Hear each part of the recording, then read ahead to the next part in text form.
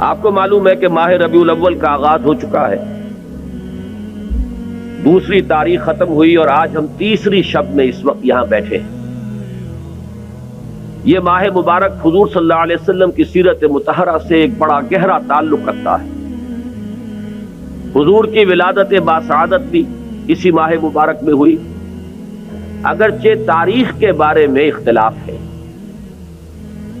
حضور کا انتقال بھی اس ماہ مبارک میں ہوا، اور وہ متفق علیہ تاریخ ہے 12 ربیع الاول اصل میں حضور کا یوم وفات ہے، اور اکثر محققین کی رائے یہ ہے کہ آپ کا یوم ولادت جو ہے وہ 9 ربیع الاول ہے۔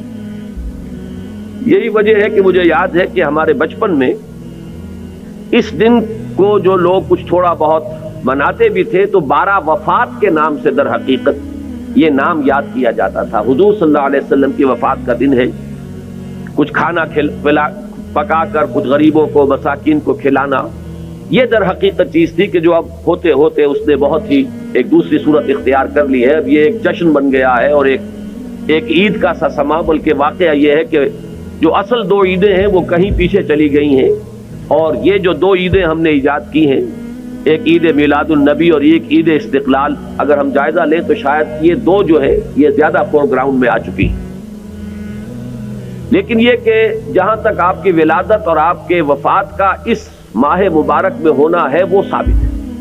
مزید برآں حضور کا ورود مدینہ منورہ میں بھی ماہ ربیع الاول میں ہوا ہے۔ اس پہلو سے اگر اس ماہ مبارک میں ہم سیرت النبی کے مطالعے کا ایک خاص موضوع رکھیں، کسی تاریخ کے تعین کے بغیر اس مہینے کی مناسبت سے سیرت مطہرہ پر گفتگویں ہوں، غور و فکر ہو، اور اس میں بھی عملی پہلو سامنے ہو، اتباع کا جذبہ ہو، سمجھنا سمجھانا اس لیے ہو کہ اس پر عمل کرنا ہے، تو یقیناً یہ چیز ہمارے لیے بہت مفید ہوگی اور ہمارے بہت سے امراض کا شاید اس سے مداوع ہو سکے۔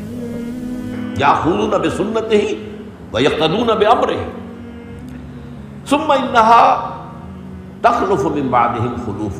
پھر ہمیشہ یہ ہوتا، ہر نبی کا جاننے والوں میں، پہچاننے والوں میں، ماننے والوں میں ہوا ہے، امت محمد بھی مستثنیٰ نہیں ہے۔ یقولون ما لا یفعلون ویفعلون ما لا یؤمرون۔ یہاں نوٹ کیجئے کہ وہ کہتے وہ تھے جو کرتے نہیں تھے، اور کرتے وہ تھے جس کا حکم نہیں۔